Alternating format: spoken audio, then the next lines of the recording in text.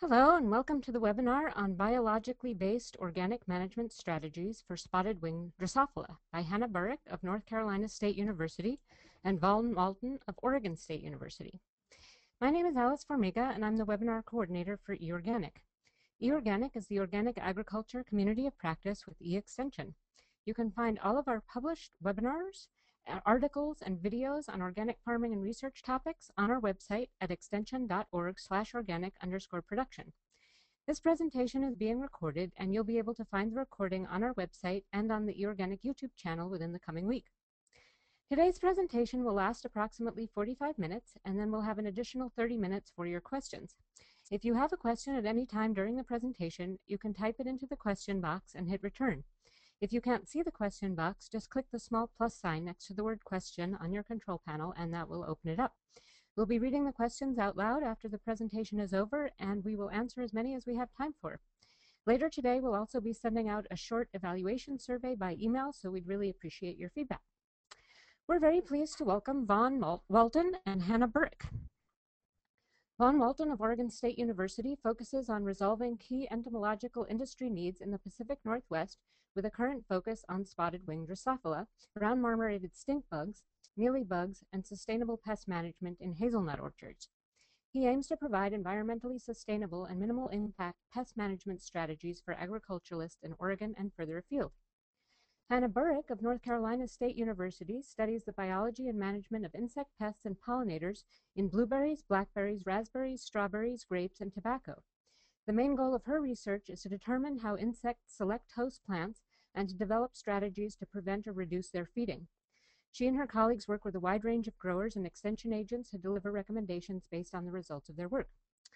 We also have some slides in this presentation from Rufus Isaacs of Michigan State University, who was originally going to join us, but he wasn't able to be here.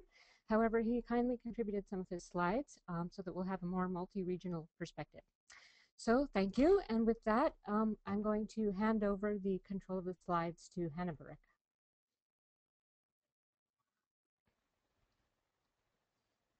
Hannah? All right. Okay. Hi. And can you guys hear me all right? Yep, I hear you just fine. Excellent. Thank you for the invitation. I've got a lot of content to go through, so I'm going to go through the slides relatively quickly. You do have access to a PDF that includes all these slides, so if you want to go back and look at any of the information presented in greater detail, that's a great way to take advantage of that. So my contact information is here. You can find me online. You can find me on Facebook if that's a tool you use, and you can find me on Twitter as well. All right. So these are the topics that I'm going to cover in the first part of this session. So I'm going to talk about when you should be concerned about spotted wing Drosophila management, specifically how you determine if flies are present at your location, and when infestation is likely to start in a given host crop. We're going to talk about some non-chemical tactics that you might consider using to manage this particular insect. And then using some information from Rufus Isaacs at Michigan State, we'll talk about organic insecticides that are likely to have activity against spotted wing. But before we go into that, let's just give you a quick overview of the critter that we're talking about. So spotted wing Drosophila is a common name of an invasive fly that feeds on soft-skinned fruit. They get that common name from the spots on the end of the male wings. The females lack those spots, but they're the sex that we actually care about in terms of causing damage because they lay their eggs just underneath, as you can see on this blueberry. You've got some little respiratory filaments sticking out. Just underneath the surface of soft-skinned fruits. The larvae that result from those eggs then develop internally inside that fruit, and that's where the problem lies. Larvae in fruit are unacceptable to consumers, and so that's the real challenge with this particular critter. They pupate on, near, or inside of the fruit, and that whole process from adult to pupation and then ultimately emergence as another adult can take anywhere from 10 to 15 days. That's going to depend on temperature. And the adults can be quite long-lived, so they can live for a greater period of time than it takes for their offspring to mature. And what that means is that we can have multiple generations overlapping with one another, which will increase the populations potentially rapidly. There is no known diapause or hibernation for this particular insect, which means that they don't necessarily stop what they're doing in the winter depending on where they're at. So if they have access to resources, you might have activity during winter periods, depending on location in the US that you're at. Identification-wise, again, the males have the spots at the end of their wings. They also have two bands on their front leg. Those two things together help us distinguish these guys from all of our native Drosophilids, all their native cousins, those little brown flies that might fly around your banana in the kitchen or a glass of wine if you open it up and set it on the counter. Those are our native Drosophilids. They lack spots on their wings, or spots in this location on their wing, and these bands on their front legs. So those are the two things you want to look at together to determine if it's a male spotted-winged Drosophila. Female spotted-winged Drosophila, again, lack those spots, but they have this heavily serrated egg-laying device, or ovipositor, which is much larger than some of their native cousins who live here in the US. And so the male characteristics, the spots on the wings and the bands on the leg, can be observed fairly easily with a hand lens, and sometimes with the naked eye, depending on how good your eyes are, but they're more challenging to observe. It's more challenging to observe the ovipositor. So this, you really need some magnification, some good magnification like a microscope to really be confident in identifying. This is the current distribution of spotted-winged Drosophila in the United States. This map just illustrates both detection year and then the states where spotted-winged Drosophila has been detected. And this goes from 2008, when it was first detected in California, through 2013, the last year. And the take-home message for this particular bug is all of the places where we grow significant amounts of the things that it likes to eat, it now occurs in the US. So what does it like to eat? The crops where we've had impacts of this particular insect include strawberries, although for the most part, spring fruiting strawberries have had fewer reports of damage than some of our later season fruiting strawberries, like our day neutral varieties or our everbearing. Blackberries and raspberries have been significantly impacted everywhere they've been grown, and in choice experiments in the laboratory, they are a preferred host by these flies. They really like to eat blackberries and raspberries. Blueberries have been impacted throughout the United States. There's been impacts in cherries significantly in the western US, but the impact in cherries in the eastern US is a little bit unclear. We haven't had kind of the same magnitude of impacts as they have had in the western US. And there have been reports of infestation in some eastern US vineyards, but those are, again, it's unclear how significant an organism this is going to be from a grape management standpoint. And I'll say in North Carolina, at least, we have no reports of infestation in grapes, despite having infestation in other crops. One of the things that we're particularly interested in, because this is a relatively new pest, and a lot of us are trying to answer as many questions as quickly as we can with respect to managing it, is to assess the impact of spotted-winged Drosophila. So we've done some impact assessment in the eastern US, which has suggested that the potential damage of this insect, if we saw the maximum level of damage in all the host crops that we grow, could be up to $207 million a year. Similar work done in the western US suggested that the potential for damage was up to $511 million a year if the maximum level of injury that's been observed in host crops occurred everywhere. So these are estimates of potential damage. What we really need is assessments of actual impacts of spotted-winged Drosophila.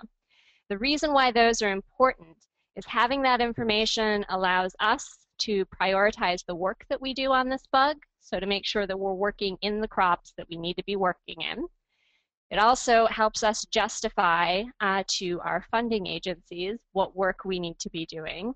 And then finally, and maybe most importantly for a lot of the stakeholders that we work with, this type of information helps us work with our regulatory agencies to gain new control tools for this bug. So the types of impacts that we're having help us justify, for example, getting different conventional or organic insecticides registered for this bug. So to that end, we're engaged in an impact assessment process, and any of you who have experience with this bug and have not already completed our impact assessment survey, which is linked down here on this slide, we would really appreciate your feedback on this. And this again will be in the PDF. All right, so let's move on to talking about those three topics. So first off, how can you determine if spotted wing Drosophila is present? So there's been a lot of work done on spotted wing Drosophila trapping. That's one of the initial things that was done by a lot of the folks working on this bug in a lot of different areas. And what has become kind of the standard trap that folks use is shown here in these 6 pictures up across the top. It's a 32-ounce deli container with holes punched in around the top. And they're relatively small holes. There's 3/16 of an inch. And then some sort of liquid bait inside of those traps. And there's lots of videos online that'll tell you how to make these traps and how to place these traps, and they're linked at some of the resources that I'll show you at the end of this presentation. So I'm not going to go into the trap construction component, but what I do want to cover is some work that we've done looking at what you put in those traps. I'm talking specifically about the baits that go in the trap. And so this is just going to be a summary of a multi-state experiment that we did at lots of different locations comparing these 6 different types of baits. So the baits that we compared were apple cider vinegar, which has become a standard bait for this particular bug, a yeast and sugar solution, which is also another standard bait, a fermenting cup trap that, as you can tell by the list of ingredients, is somewhat cumbersome to construct and deal with, but it's basically a watery bread dough floating in a solution of apple cider vinegar and ethanol, a wine-based trap that was developed by folks in Europe, and then 2 traps containing synthetic lures, which you can kind of see up here, these little faint white spots up here, synthetic sachets of synthetic lures, either suspended over apple cider vinegar or an unscented solution. And the take-home message from this trapping information is that our apple cider vinegar standard performed pretty poorly in terms of the numbers of flies that we captured. Our yeast and sugar bait and our wine-based bait performed a little better, but that fermenting cup trap and our synthetic lure over apple cider vinegar performed the best. So those were our 2 best traps. However, none of these baits are terribly selective for spotted wing Drosophila, meaning that we catch other Drosophila, other little brown flies, in those traps as well. And so what we're seeing here is that none of the traps caught more than 50% spotted wing Drosophila. This is the proportion of all flies in the traps that were spotted wing Drosophila. And our apple cider vinegar caught non-targets as well. And we caught even a lower proportion of spotted wing Drosophila in our 2 best traps, our fermenting cup and our synthetic lure. So the take-home message here is if you catch a lot of flies, you're also going to catch a lot of non-targets, which are going to make processing your trap a little bit harder. But perhaps the most important information that we can tell you from this experiment is that everything we compared, from yeast all the way through our synthetic lure over an unscented solution, caught flies earlier than our apple cider vinegar. And that's pretty important when we're talking about making management decisions for this bug, because catching flies late means that you may have fruit infestation develop before you have flies detectable. So just to summarize that information again, on that synthetic lure, it's an experimental lure right now, but we're hoping that something will be commercially available within the next year. That fermenting bait and the synthetic lure were similar in total trap captures. They were the best 2 that we looked at. I didn't show you these data, but there were differences in attraction of sexes of flies between different crops. So that might impact which of those types of baits or lures were more attractive in different cropping systems. But if we caught a lot of flies, we also caught a lot of non-target flies.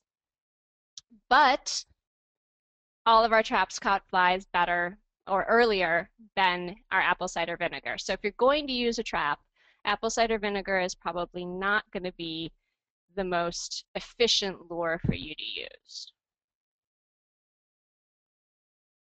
However, if you're trapping for flies, you have to be prepared to identify what's in that trap. And so having the ability to magnify the flies that you're looking at is helpful. This is just one example of a really simple phone hack that you can do to create essentially a mini microscope out of your cell phone. You can also buy some pretty great macro lenses that you can slip over your cell phone camera that'll give you a lot of magnification too. But having that ability to magnify what you're looking at is important, and then knowing your diagnostic characters, your male spots on the wings, bands on the front leg, and your female heavily serrated egg-laying device. So just to sum up that trapping information. So no trap or bait combination has been consistently demonstrated to catch flies before infestation occurs, or necessarily to track our efficacy of our management programs. Some of the things we're looking at are promising, but traps to date still only indicate whether or not you have flies. A number of flies in traps doesn't tell you very much. And so therefore, when spotted wing Drosophila are presumed to be active and you have susceptible fruit, you should be prepared to manage for spotted wing Drosophila and whatever management strategy you're going to be undertaking. In addition to adult monitoring, another means of sampling whether or not spotted wing Drosophila are present is through fruit sampling. And this is something that we really strongly encourage growers to consider because while trapping will tell you presence or absence, it tells you whether or not you have adult flies in the area under the best conditions. Fruit sampling will tell you what's actually going on in your fruit. So it'll tell you whether or not you have infestation present. And that's important for determining whether or not your fruit is marketable to whatever means of marketing you're planning on taking it. And so probably the most straightforward fruit sampling tactic is what's called a salt test. And that's dissolving salt into a gallon of water, so a quarter cup of salt in a gallon of water, pouring that solution over a thin layer of fruit, ideally in a dark container or in a clear container on a dark surface, because the flies or the larvae are white, and so it's nice to have some contrast there. And then you want to wait for 15 minutes. After 15 minutes, any of the larvae that are present in the fruit should have crawled out.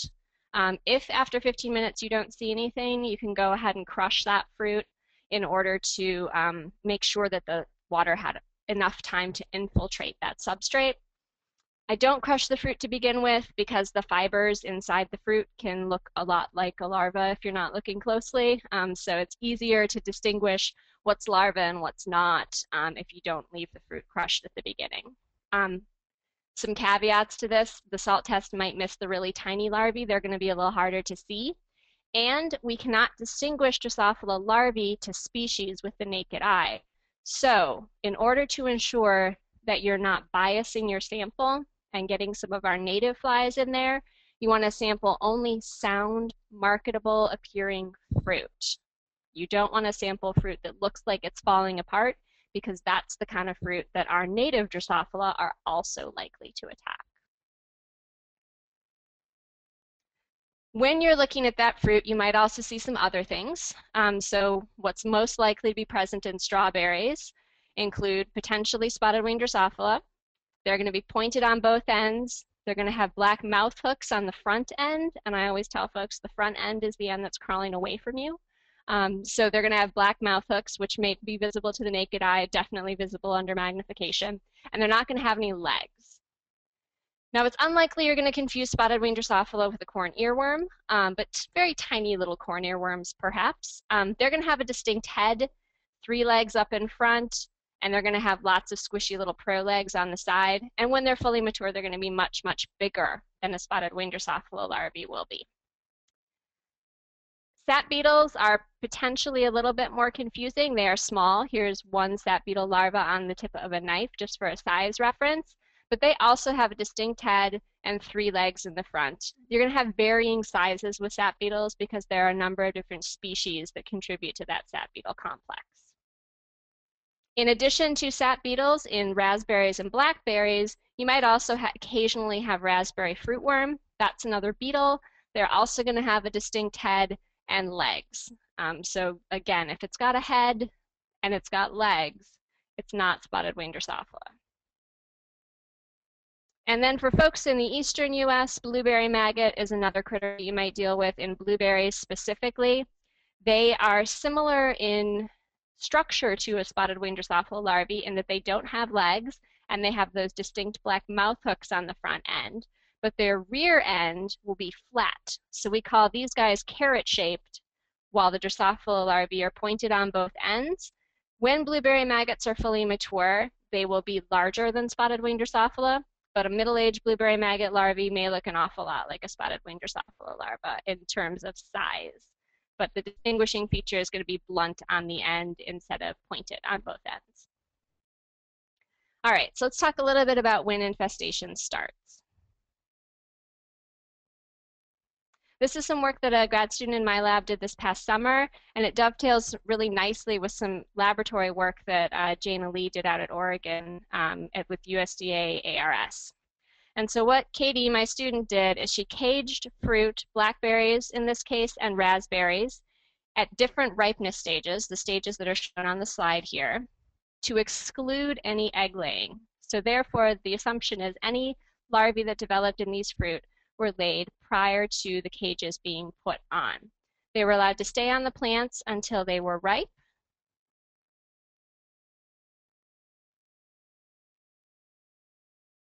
And when those fruit were ripe, we removed them from the plants and held them in the laboratory until any flies that were present emerged. And what we saw is that both in blackberries and raspberries, when the fruit started changing color, so when it started going from green to pink, some larvae were able to, some eggs were being laid and some larvae were able to develop in those fruit. Not as many as when the fruit was perfectly ripe, but infestation was possible. And so that's when infestation is likely to begin, when the fruit starts to change color. One of the other things that Katie was focusing on is tracking when infestation developed. This is 3 transects, one of the sites she worked at. This is a blackberry field. And at each of these points in the transects, she sampled fruit on a weekly basis. And this is one of the points I want to make with terms of fruit sampling, is why it's so important to be looking at what's in your fruit, because what she observed is in her first sample, when fruit was just starting to ripen, there was no infestation. The second week, there were a couple spotty points of infestation. And in the third week, every single site she sampled had infestation and large numbers of larvae. The last week we collected samples, fewer larvae were present. So the take-home message there is infestation can develop rapidly, and knowing what's going on in your field on a regular basis is important for determining whether or not you have a management issue in place. All right, so let's move a little bit to talk about non-chemical tactics, and then we'll close on chemical tools. So first, let's talk about post-harvest storage temperature. So this is some work that we did both in artificial diet, which we used to determine what temperature and duration was most likely to impact immature larvae or eggs that were inside fruit.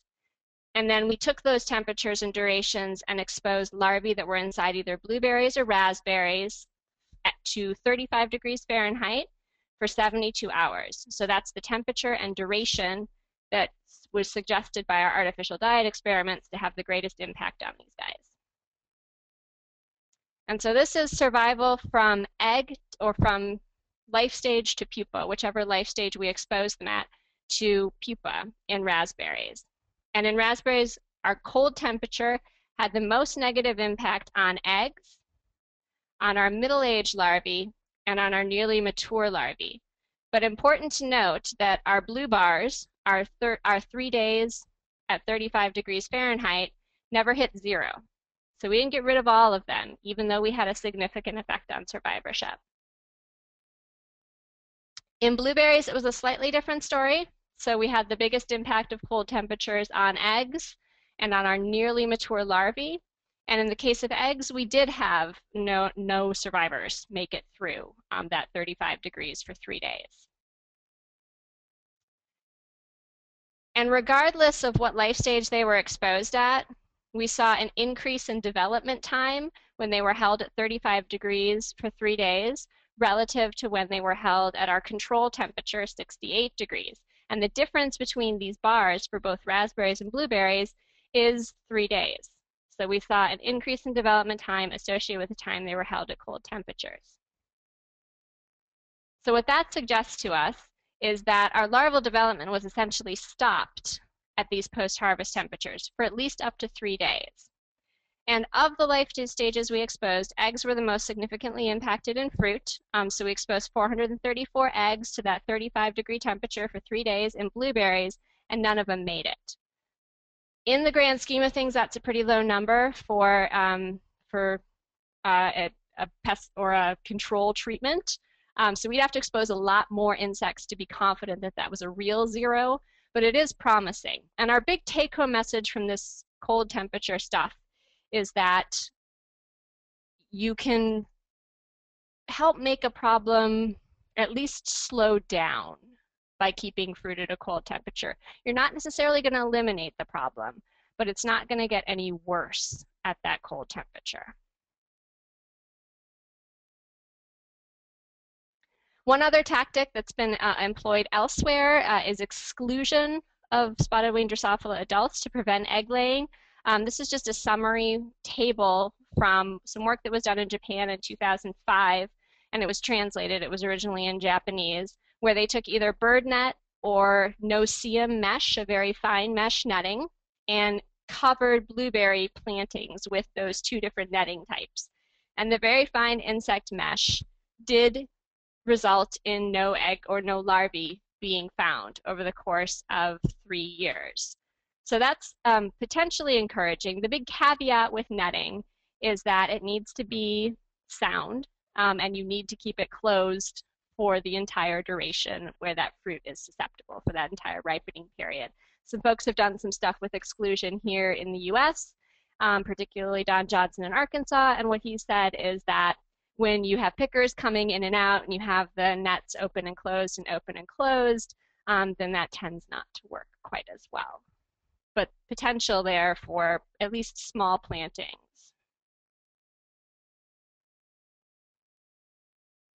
All right, now I'm going to go through the slides that were provided to us by Rufus Isaacs to talk about some of the organic chemical controls that are available. The most effective organic chemical control is Entrust. That's spinosad for those of you who are familiar with it. But there are limitations in how many applications can be made per year. And there's some concerns about resistance management, particularly with a bug like this that undergoes multiple generations.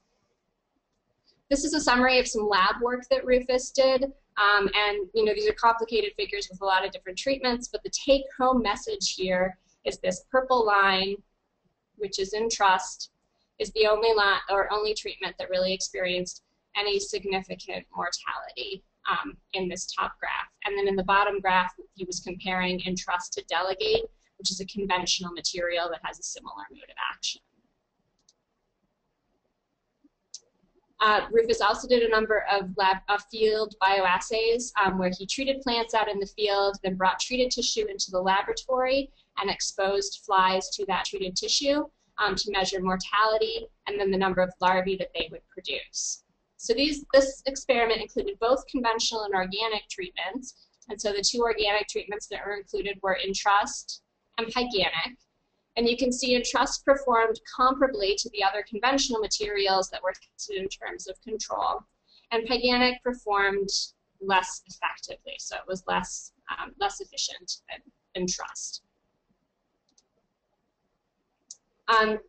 Rufus also conducted a national survey of those of us who work on spotted wing Drosophila in 2013, asking us to give efficacy ratings of various materials for this particular pest. And again, Entrust and Pyganic are circled on here. And in general, the consensus is that Entrust is comparable in terms of efficacy to some of our conventional materials, at least in the short term, but that Pyganic is not nearly as effective. So these are some label information for the Entrust label, the two different formulations from both blueberries and caneberries. And here's where you can see some of the challenges is you get basically 6 applications maximum. That's going to be dependent on rate. So if you're using a high rate, you might not get up to 6 applications with the solid formulation, for example. And then your PHIs are also going to dictate which of these materials is, or if Entrust is going to be a feasible material for you. Because since this is an organism which is active during harvest, that makes management particularly challenging with chemical controls because pre-harvest interval can influence what you might be selecting. So one of the things that I really encourage folks to think about for organic insecticides is what their program is going to look like, and to not necessarily throw Pyganic out entirely. While it has less efficacy, it might have some utility in terms of helping to stretch out those Entrust applications and as a rotational partner from a resistance management standpoint. So we can talk more about that in detail in the questions if you guys have questions specifically about that. There is also some work being done on novel organic insecticides for spotted wing. There's some screening of BTs that's going on. Metarhizium is also being tested. Some botanical insecticides that are available out there have been tested. And while we don't have something that kind of jumps out as being really effective yet, it might be useful for kind of integrating into a larger program. All right, those are the end of my slides. Just to reiterate, that's my contact info on those points, and I'll turn it over to Vaughn.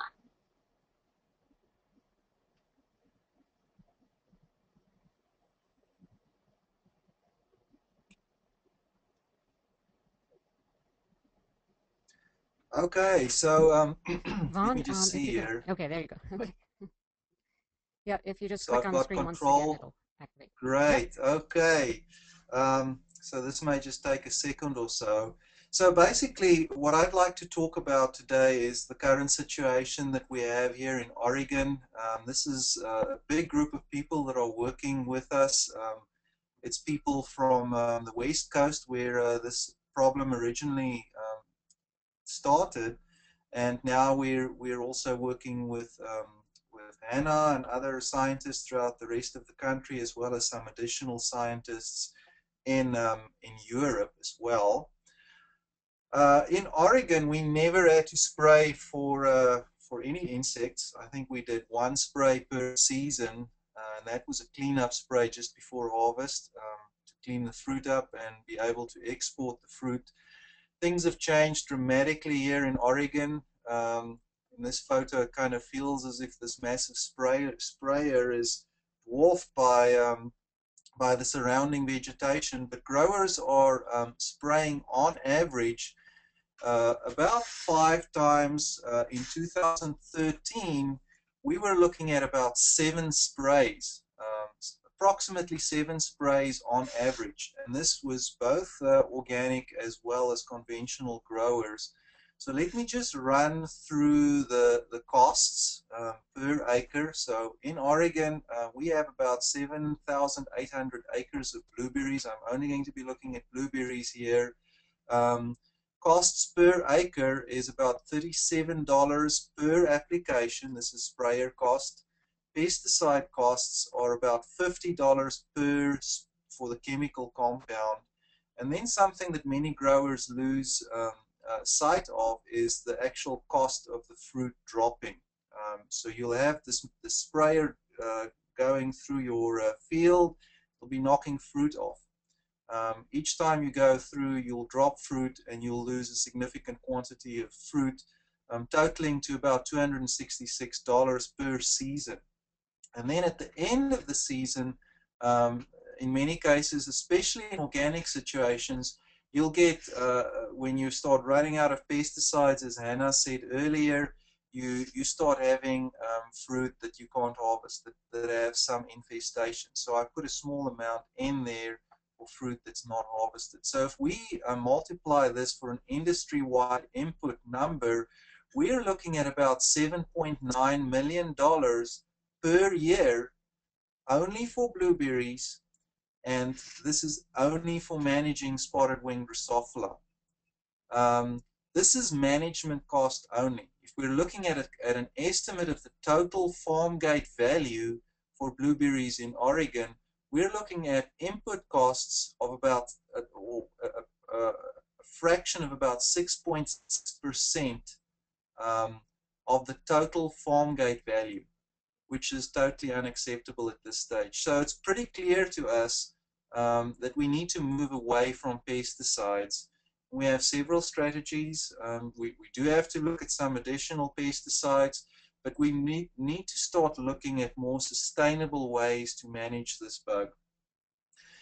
So what are some of those ways? Firstly, let's look at some alternative ways of dealing with these bugs using pesticides, but minimizing the use of pesticides. In the first, what growers in Oregon do, because they have these relatively close plantings, they don't want to knock their fruit off, they're doing aerial applications. For those growers who can't do aerial applications, they're needing to start changing their spray equipment because they're going through these fields and they're knocking the fruit down, as I said earlier. Aerial applications are extremely costly, and then if we look at that production cost, we're significantly increasing our production costs. On top of all of that, we're also disrupting IPM. So putting 6 or 7 sprays out per season may result in secondary pest outbreak. You may start having more issues with aphids. You will start having issues with mites late in the season, and that would warrant some additional pesticides. And that's the type of situation that we don't want to be running into. So one way of reducing your pesticides would be to potentially look at alternate row sprays. And this is work done by a grad student here at Oregon State, where he looked at the effectiveness of alternate row sprays in raspberries. You know, if you're going through every alternate row instead of going through every row, you're going to be knocking less fruit off, you're going to be using less pesticide, you're going to be doing those applications a lot quicker. So he did this work for 3 years, and he found that alternate row sprays did not result in yield loss in low pressure years. However, if we look at situations such as last year where there was significantly increased pressure, alternate row sprays may not be an option for growers. What they found is that you have these alternate row sprays, the chemical are maybe not applied universally on most of the areas, and you may have more of an issue under high pressure situations. However, if you have a lower pressure year, alternate row sprays will result in reduced application time, your chemical costs will be reduced, and the area sprayed will be reduced by about 50%. Resulting in less fruit knockdown. So this is an alternative under low pressure years. So if we're looking at another alternative, and this is work also done by Jimmy Click here at Oregon State University on Liberty blueberries, he looked at the effectiveness of border sprays. We know that surrounding vegetation plays an important role.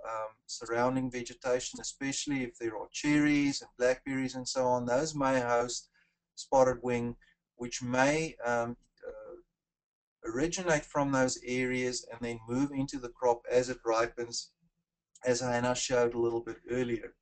So one way of also reducing your pesticide is creating some kind of a barrier on the border. So what Jimmy did, he did some border sprays versus full cover sprays, and he did that on a 60-acre plot, replicated for a 2-year period. And so the border spray basically gives you really good coverage for those first 15 meters on those outer rows, and then as you move deeper in, your coverage starts decreasing. So what Jimmy did is he compared these border sprays with these cover sprays to see how effective that was. So if you're looking at situations where you have low pressure, what he found is that in the low pressure years, this was just as efficient in terms of managing spotted wing Drosophila compared to full cover sprays. What however happened in 2013, he had to start spraying some of those border spray plots, also making full cover sprays based on trap counts and larval infestation counts. So same type of story, border sprays may work really well in a crop like blueberries, maybe less well in situations where you have high pressure years. So here we have a comparison on the left-hand side of border sprays where we had low pressure, 2012, did not result in any yield loss. If you look at the costs in terms of applications, you're significantly reducing your costs. Low pressure years, it seems to be working pretty well.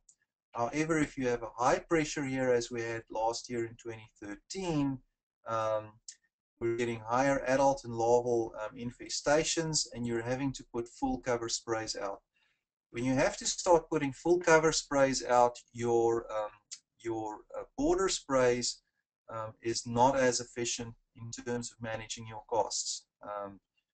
So basically the bottom line lesson here is that in lower pressure years, these lower rates of application and smaller areas can be effective as opposed to high pressure years.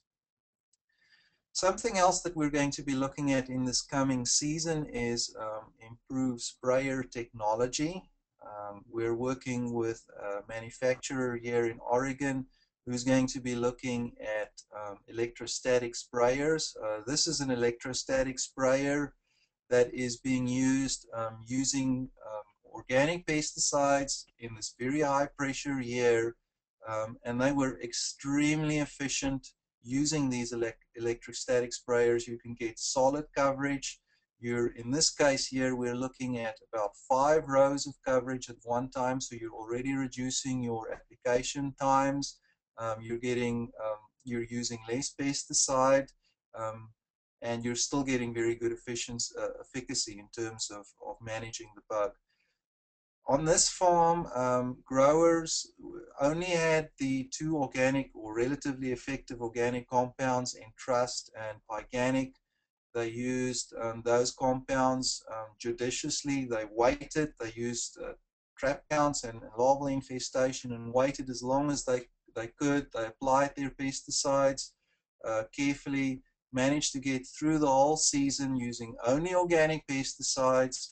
And I think the grower who I was working with here told me that they have a very small proportion of fruit that they had to make juice fruit of late in the season. But in general, they got through the season pretty well using this methodology. The previous season, this grower was actually using aerial applications. That was a lower pressure year. So I guess if they did aerial applications during 2013, I'd have my suspicions whether this grower would have had the same type of success. But this is something in terms of just improving your sprayer technology. This is something that we definitely will be looking at in this next season. So let's look a little bit more at the biology of these flies. I think especially if you're an organic grower, you're having to use every possible tool in your hands to try and deal with this bug. And something that we discovered or we're looking at is overwintering of these flies. We know that these flies are overwintering in the Willamette Valley. We know that they can overwinter pretty well in relatively warm areas such as Georgia, such as California, and so on. Maybe less so in colder areas. So what happens during the late portion of the season is you have these surrounding vegetation blossoms start appearing. we have cherries, and then we have blueberries. And we wanted to figure out if this contributes towards flies making it through the end of winter and pulling through and then surviving into the late dormant period, and then be able to lay their eggs as soon as the fruit ripens.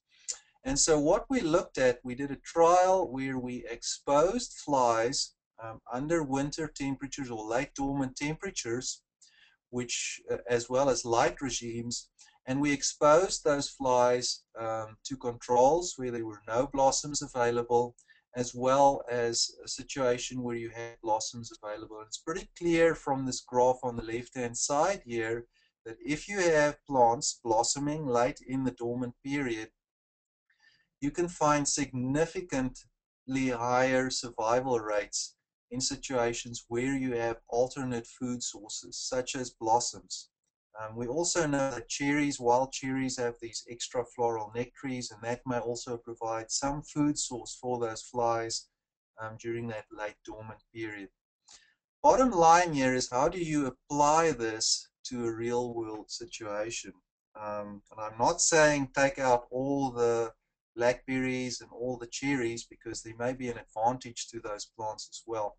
I just want to show you an example of the role of these surrounding vegetations.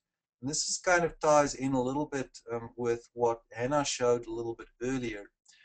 What we did is we did a spatial analysis. We used trap counts as well as fruit infestations, and we did statistical analysis of flies. If you find significant numbers of flies, you get this red area as indicated in red here. When you don't find any significant flies, you will find these blue areas. So if you apply those trap counts to an area, you find basically an indication of where you can start expecting pressure from. So if we look at two scenarios, on the left-hand side here we have the 2011 season, on the right-hand side we have the 2012 season. We have two scenarios in these fields. In the top portion of this figure here, we can see 3 plots. They're in the middle of a grass field. In the bottom, we have also 3 plots of similar size. They're in very close proximity to blackberries, raspberries, and cherries. So what we can see here already early in the season, we can start seeing red areas here close to those blackberries, and cherries, wild cherries. This indicates that you're finding increased pressure in situations where you have surrounding habitats that are suitable like that. So remember, we've got these surrounding habitats that's providing pollen and nectar. 2011 season was a lower pressure season. We're not finding any pressure in these areas where there is only grass. If you look at that same situation in 2012, we can see even higher pressure or higher levels of flies in those areas where you have blackberries and raspberries, not blackberries and cherries. Later in the season, 2011, virtually no pressure. Little bit of pressure in the areas where there is surrounding vegetation, virtually no pressure in the areas where you only have grass. Significant differences when you compare that with 2012. And then very late season, the bottom line here, again, increased pressure where you have the surrounding vegetation, even higher pressure in the high pressure here, with virtually no pressure in areas where you have no suitable surrounding vegetation. So to me, the bottom line here is, if you're going to be planting, if you're going to be growing organic, see if you can find, if you're going to be planting new areas, see if you can find areas where there is no surrounding, suitable surrounding vegetation. Possibly manage that surrounding vegetation as well. Something else, you know, these flies are tiny little things. They have really small bodies. They have very large surface area, so they're going to be affected by humidity as well. we looked at the effect of humidity on egg maturation, and we found in low humidity situations in labs, we're finding way less egg maturation in these flies. If we're looking at oviposition rates, we can find significantly reduced oviposition rates when you have low humidity as well, as opposed to those very, very high humidities. And then lastly, also does it affect, not only affects the egg laying, but it also affects the longevity of these flies. So how does that practically apply to a grower situation? Things that growers should consider are maybe seeing if you can change your microhabitats in your blackberries or in your blueberries. And there are ways in which one can do that. Here we have a graph of two situations where we did data collection. A warm-dry plot as indicated by this blue line here, and a cooler, wetter situation as indicated by this red line here. And we found that in the cooler, wetter situation, you're getting increased fly pressure. We redid this experiment in 2013, and we found a very similar trend again. So there are ways in which you can change your microclimate in blueberries and blackberries. We have this population model. We looked at microclimates within blueberries. So what we did is we fit developmental parameters to the temperatures in each of those different situations. So if you're looking at your microhabitats in your blueberries, for instance, you're looking at inner berries, you're going to have lower temperatures in inner berries compared to outer berries, where you'd have higher temperatures. If you fit those reproductive parameters to those temperatures, you can find significantly different population levels. So if you're looking at your inner berries, if you can change your inner berry or your microclimate within your bushes by doing more aggressive pruning, you could be lowering your temperatures within the canopy of those berries. You could be highering your temperature, sorry, and lowering your humidity. Just by putting weed mat onto the ground, if you're dropping some berries off, those berries are going to be dropping off onto a weed mat where you have 130 degrees Fahrenheit for up to 8 hours in midsummer here in Oregon. You're going to be frying anything that's going to be dropping onto the ground, and you're not going to be getting any population increase in those situations, as opposed to situations where if you have no weed mat. So maybe including something like weed mat, more aggressive pruning, and then the last thing potentially may be irrigation as well. Many growers here in Oregon are now using drip irrigation, which also results in lower humidity. Incidentally, that orchard where we did our trials, the high temperature, low humidity orchard or field was drip irrigated as opposed to overhead irrigated, which had the lower temperatures and the higher humidity. So temperature can be changed by maybe doing more aggressive pruning, using weed mat, and then also potentially looking at irrigation systems. So how does temperature impact these flies? And I have one example here of the Central Valley in California. We did similar work to this in Oregon and in other areas as well. If we're looking at temperatures, and here we have temperature indicated by these green dots here.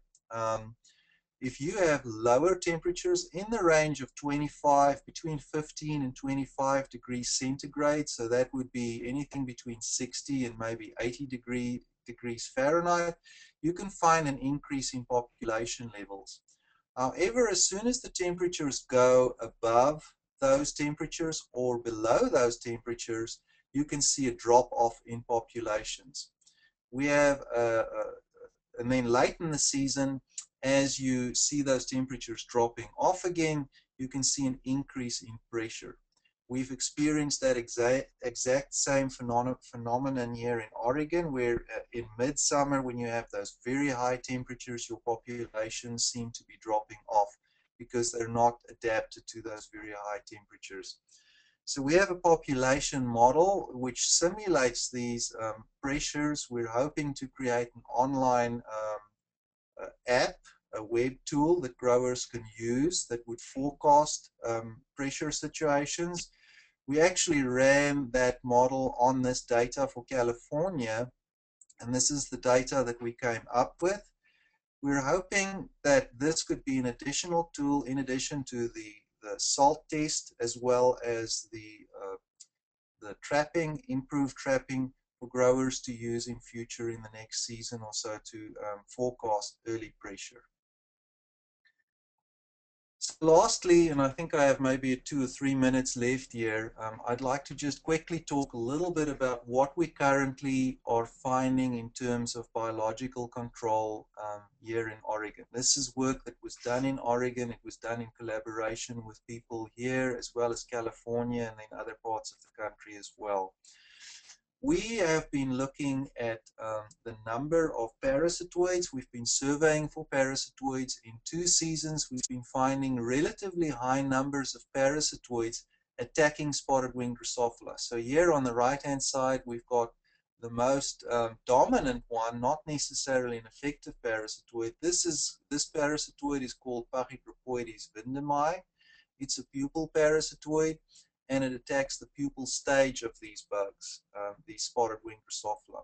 Now, if you're looking at these numbers, you're maybe getting excited, but what we should actually be looking at are these dotted lines here, and this indicates, gives you an estimate of parasitism rate. So if we're looking at the dotted line here, we're finding disappointingly low parasitism rates, anything between 1 and 2% on average per season. It doesn't seem to be changing between seasons either. 2012 and 2013 had more or less that same parasitism rate.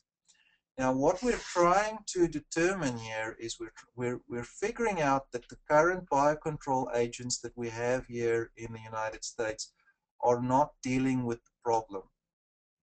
So we need to find a longer-term solution. And what would that solution be? One potential solution that we're working on at the moment is doing foreign exploration. We do know that spotted wing Drosophila also occurs in Asia.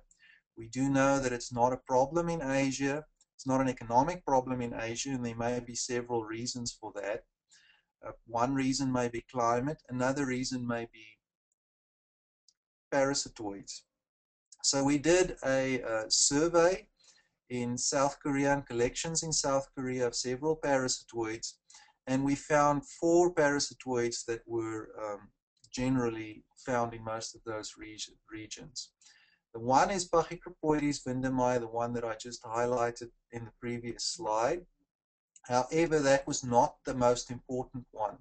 There were others found as well. Asobara species, Ganaspis species, Trichopria species were all attacking spotted wing Drosophila in Korea, in South Korea. Now, remember the parasitism rate that I gave a little bit earlier? We were looking at rates of 1 to 2%. In South Korea, we're looking at 6. These are the locations where we did the collections. 6%, 10%, low number, less than 1%, 20%, and 33%. And that was really encouraging. Now, what we are currently doing is we're importing, these parasitoids have been imported to quarantine at UC Berkeley.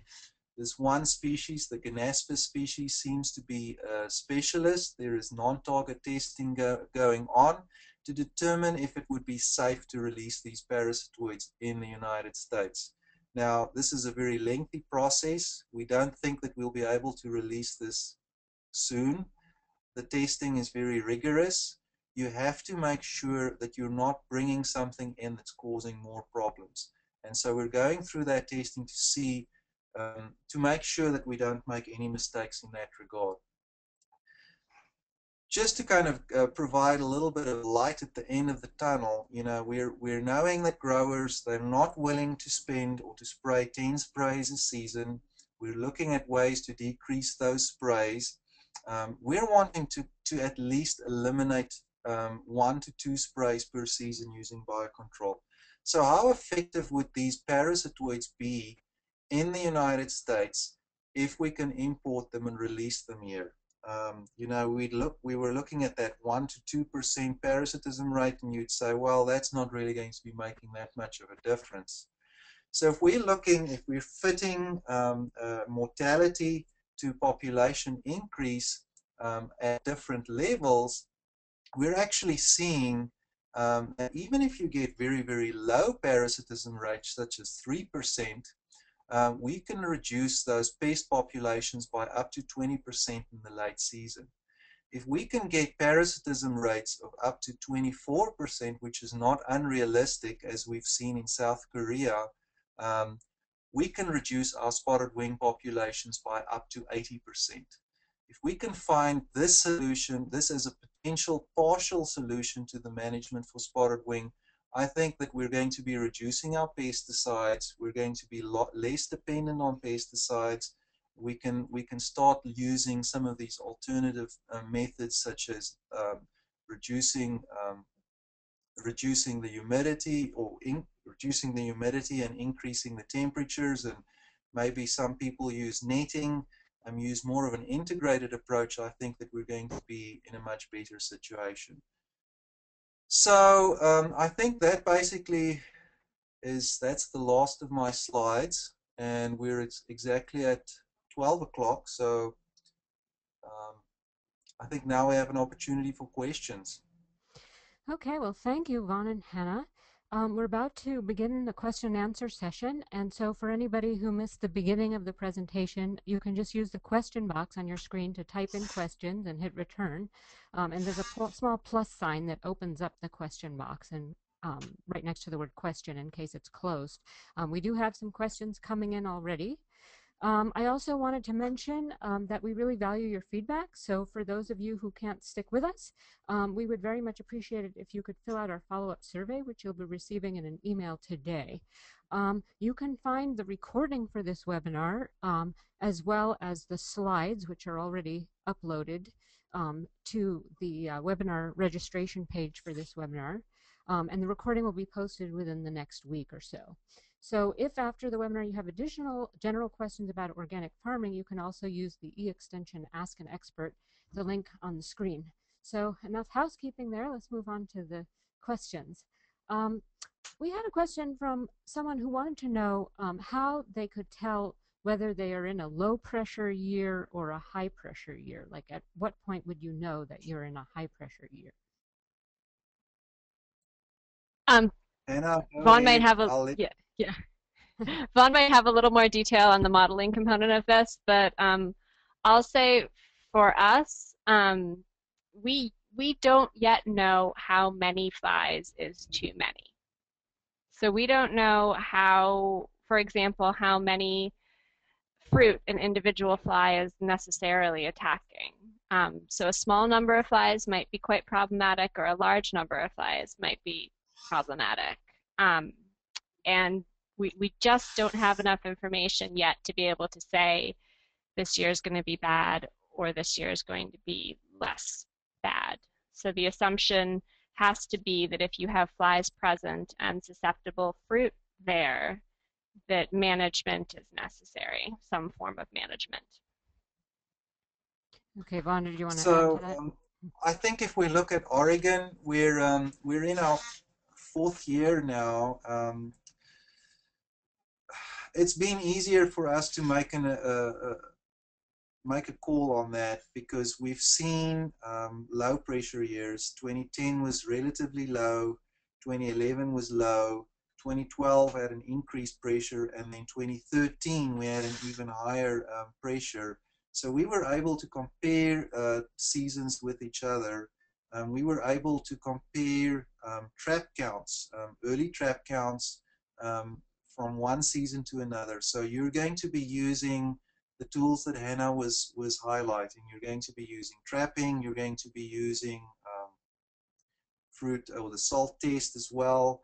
And then most likely what we'll do is we'll have this app up in, say, 2 or 3 months from now, as soon as the season really starts getting going. If we start seeing increased pressure, at least here in Oregon, potentially we can be working with our collaborators in other parts of the country as well. We can use that population estimation as an additional warning tool. That's what we did in 2013 here in Oregon. We ran a test using this estimator, population estimator, and we found a 10-fold increase in population numbers at the same time period in 2013 compared to 2012. And what do you do when you have that information? You have to let growers know that this was an increased pressure year. And when we look back now over 2013, we can see that our trap numbers we were finding these flies earlier. We were finding earlier levels, earlier fruit infestations as well. So we're thinking that we're going to be using these tools in conjunction with each other: trapping, fruit infestation, and then the population estimator. So basically, I think the picture will become clearer as time progresses. My guess is for this coming season, we will be doing the same again. We will be using those 3 tools, and we'll be able to tell growers, yes, this is going to be a lower pressure, ideally a lower pressure year compared to last year. And so that's the current situation at this stage. But actual numbers is not 100% clear at this stage. And I will add that you're going to have variability based on where you are geographically. Some parts of the country are more suitable for high populations of this organism to develop than others, particularly the eastern U.S., where it's warm and humid. They really like it here. And it's also going to vary between crops based on crop phenology. So your earlier spring fruiting crops are the ones that are more likely to experience that good year or bad year scenario. Your fall fruiting crops, you may have high populations no matter what you're talking about. So where you're going to have variability in population, it may be more variable in your early fruiting crops than it's going to be in your late fall fruiting crops, because summer conditions, particularly in places where it rains in the summer and is humid, summer conditions are really favorable for population growth. So any impacts that you're going to have from a cool winter, for example, are going to kind of be negated over the course of multiple generations occurring through the summer, if the summer conditions are, warm and humid and favorable to these guys. Okay, thank you. So end of season, there's always going to be high pressure. Now, that's assured in my mind. And then early, it's going to be differing from year to year. Okay, great. We have a question from a grower who wants to know if you have advice on how to take care of a strawberry field after they've completed commercial harvest, so as not to create a nursery for the spotted-winged Drosophila for other later crops. One thing that we're encouraging growers to do is, there are a few things to do. So the one thing that we're encouraging them to do is remove all host medium. Try and get rid of the host medium. If you can get rid of any fruit out of that field, that's one way of dealing with it. I know that there are some pest management people who are advising cleanup sprays. I would not necessarily advise cleanup sprays unless those strawberries are in close proximity to another fruit type that would be susceptible. That would be enough justification to do a cleanup spray. Otherwise, I wouldn't necessarily do a cleanup spray. Yeah, I think sanitation is by far your best friend with dealing in post-harvest scenarios, getting as much fruit out of there as possible. It is important to note that within your field, you can only manage your field, and there's lots of other things in the environment that these guys potentially eat. So while you can decrease the breeding habitat on your farm, you may not have a whole lot of impact on the stuff that's going on outside of your planting. So if you're in a mixed, highly variable landscape where there's lots of wild relatives of the crops that you grow, that's also going to contribute to the population. And I think in an organic system in particular, a post-harvest spray is going to be really difficult because you want to save those few Entrust applications you have for the crop that you're actually trying to protect. You're probably not going to want to burn Entrust applications on stuff that you're not actually picking. And one additional point with respect to sanitation, when we say sanitation, we mean both removing any fruit from the field that is not going to be marketed, both post-harvest and during harvest period.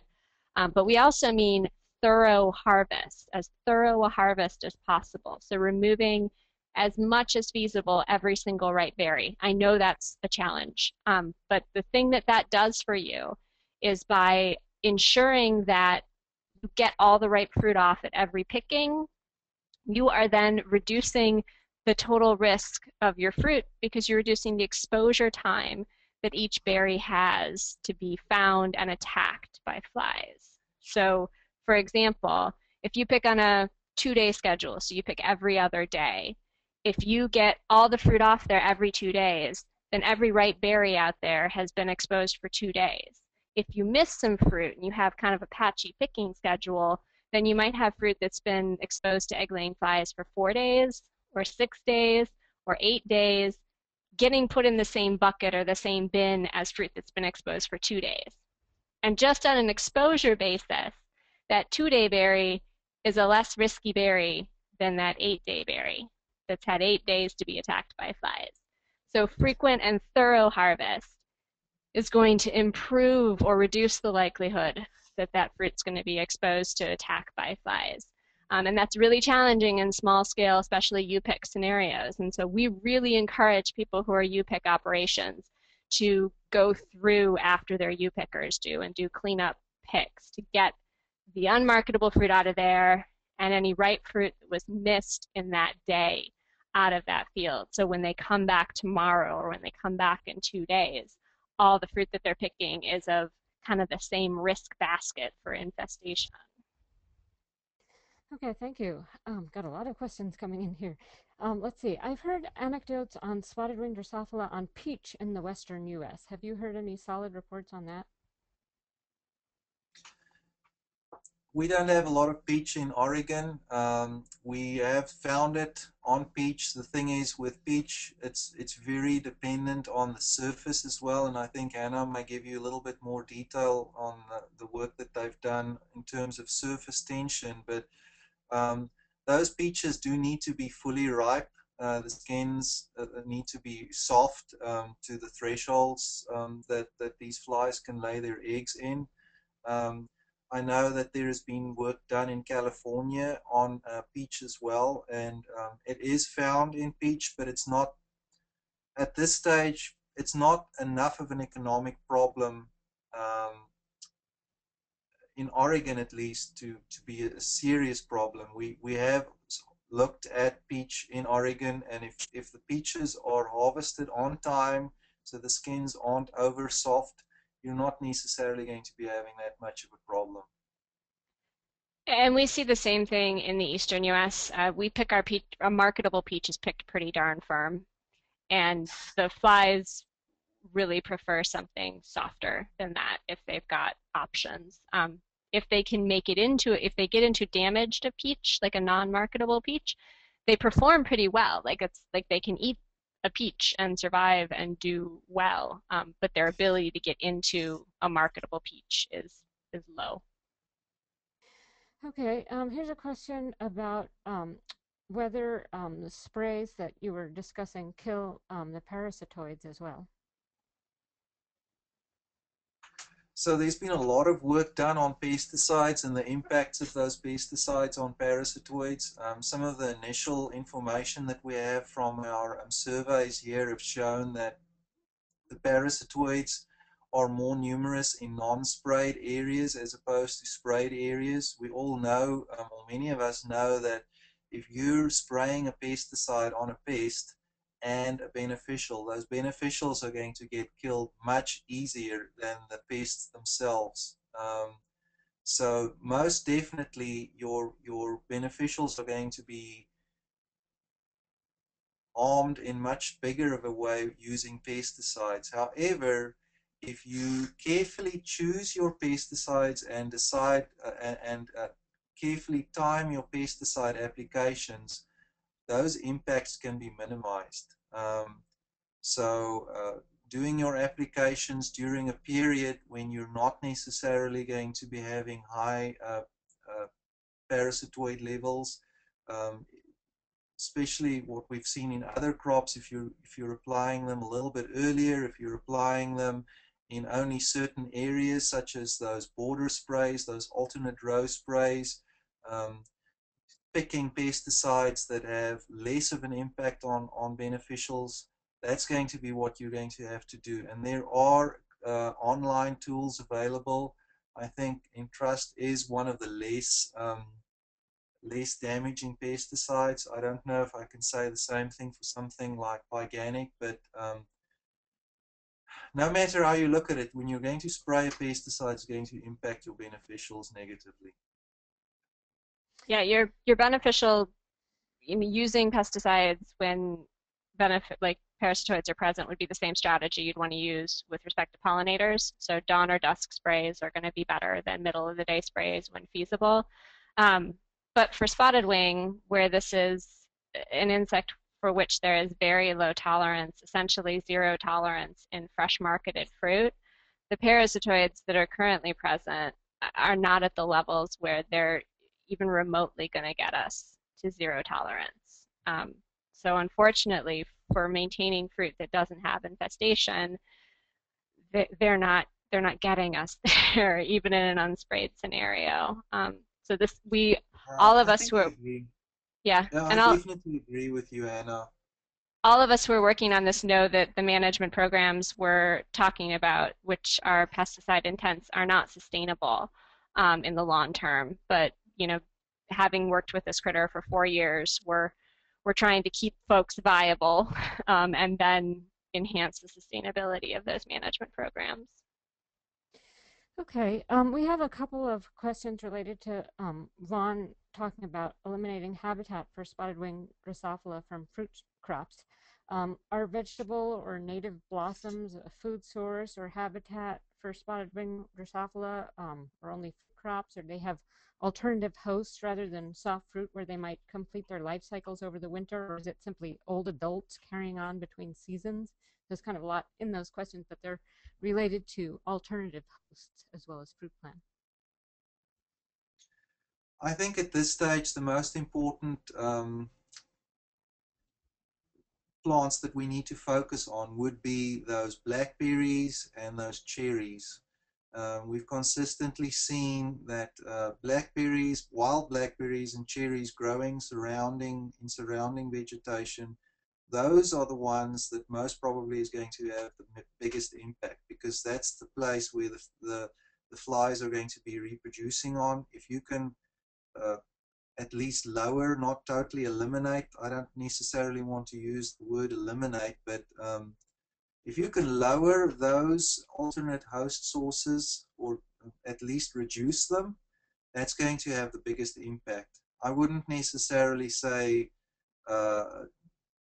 get rid of all flowering vegetation. That's a terrible thing to say, because ultimately in the end, when we start getting biocontrol agents in, that's where your biocontrol agents are going to be reproducing on as well, and that may be a resource in the end as well.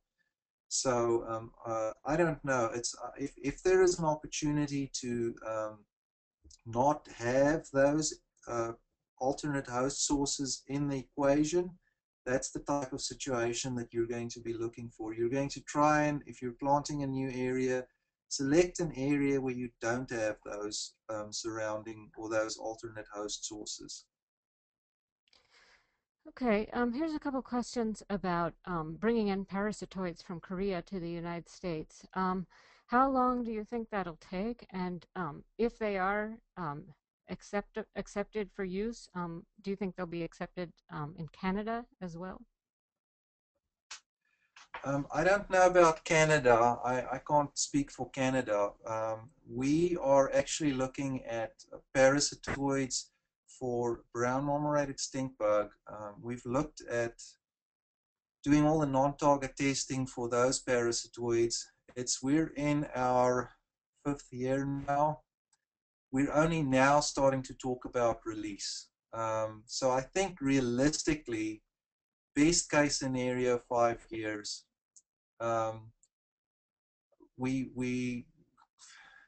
It may be quicker. There are people that are more optimistic. Some people were talking about release permits within a year. I don't know if that's doable. Let's rather look at the longer time period. Okay. Let's see. Do you have any experience with burning ground before and during the season to minimize or eliminate pupa on the ground? I don't know that anyone's done any work with flaming. It's going to be a pretty special planting that is amenable to that. We have a lot of mulches, for example, that might not be conducive. So I don't know that anyone's done any work with flaming. That's going to, for something like that, for floor management, like field floor management to be successful, that's assuming that the majority of the pupae are dropping from the fruit to pupate, or the fruit's being put on the ground before they pupate. And that's assuming that the biggest source of your population is within your field. Mm-hmm. And that may not necessarily be the case. So when we have, our blueberry fields, for example, we have very low infestation in our blueberry fields because they are typically pretty aggressively managed, both our conventional and organic ones. But if you go just outside those fields and pull fruit from the wild blackberries, there's very high infestation. So the source of the flies that are likely moving into that field are not within the planting.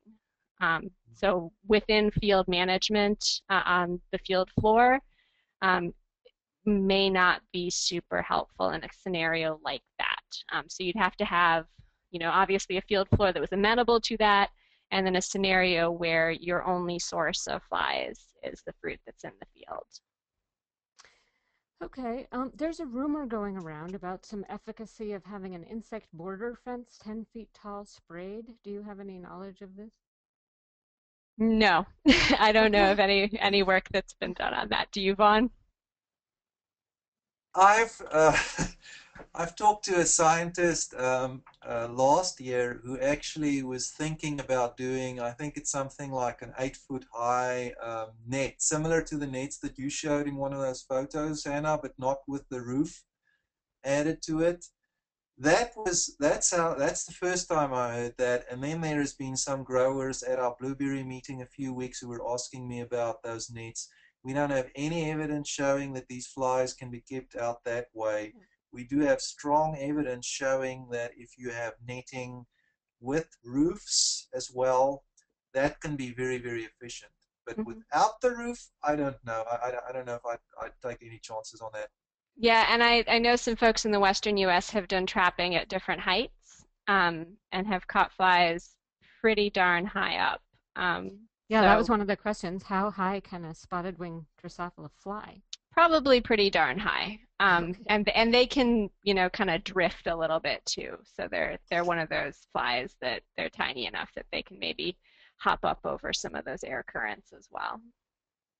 Okay, going back to the low pressure and high pressure years, do you have any guidance on what is counted, for people considering an alternative spray program, what is counted as a low pressure year in terms of trap counts? Like how could they maybe decide whether or not to do that alternative?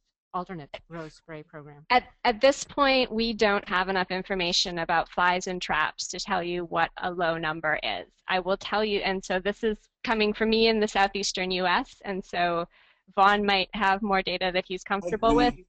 But I I will agree. tell you, I've caught, for example, 2 years ago in our strawberry research plots, I caught a grand total of 3 flies.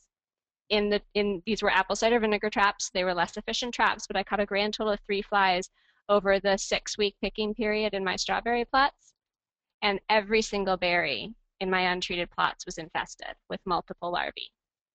So we don't have a good number of how many flies in a trap is bad, how many flies is risky. Traps indicate right now presence absence. If you have flies, they're present, management is necessary if you want to maintain larva-free fruit. If you're not catching flies, that means that flies are perhaps not there, but you should still continue to sample your fruit, because as we saw with some of those baits, not all traps perform equally. Okay. I wouldn't use this. There's no way I can put a number too low and high.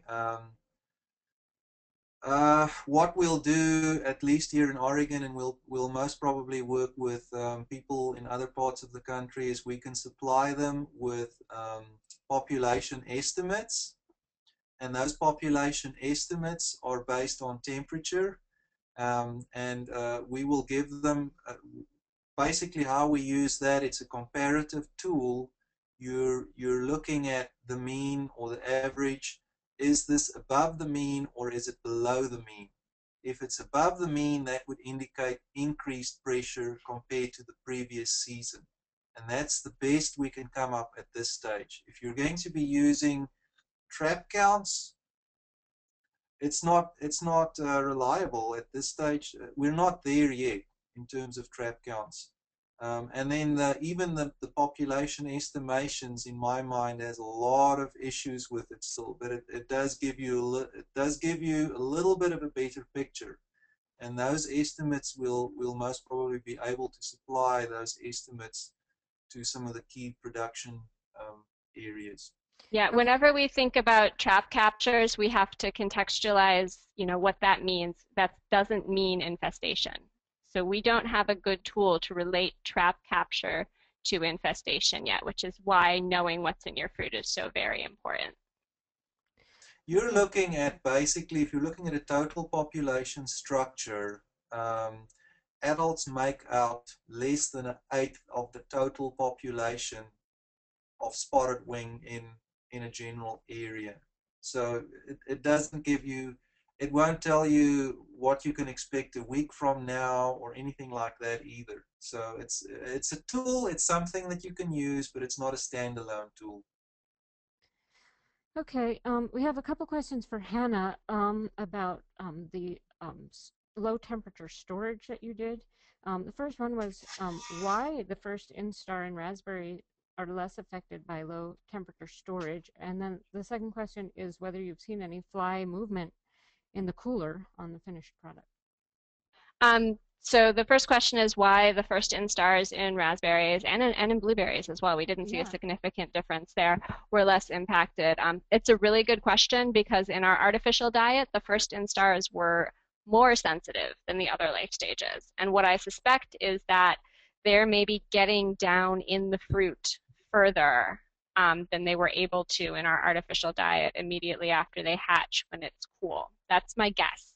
So we don't have good, I can't tell you where they are in the fruit profile immediately after hatching. I will tell you the reason I think the third instars appear a little more sensitive than the first instars is because those guys are coming up near the surface of the fruit to pupate. So as you get close to maturity for the latest instar larvae, they pupate on very near the surface of the fruit because to breathe as pupa, they stick their rear end out of the fruit. So I suspect that's one of the reasons that the thirds are a little more sensitive. As to whether or not we saw larvae coming out in the cooler, In this experiment, we didn't. We didn't actually have larvae coming out to the surface of the fruit, with the exception of the thirds, which were already kind of crawling up near the surface of the fruit in some cases. And by the time you've got third instars and raspberries, it's kind of soup anyway. So there wasn't a lot of difference between surface and interior for those thirds. And really, that cold temperature stuff is most pertinent for the small larvae, because as the larvae get large, the fruit is more likely to appear less marketable, more likely to look compromised. Again, particularly for raspberries with high infestation rates. So that's what I think might be going on with the first, is they might be hightailing it to a more insulated part of the fruit a little more rapidly than they were able to in our artificial diet. Okay, and have you seen any fly movement in the cooler on the finished product? So again, we haven't seen larvae exiting the fruit in the cooler in this experiment. You will see that in fruit that is infested with third instar larvae in particular. When that fruit is picked and you put it in a cooler, those third instars will start to crawl out before the fruit cools down. And that's often one of the ways that people who have not been looking for spotted wing Drosophila find their first infestation, is they take fruit, they put it in the cooler, and the larger larvae start coming out.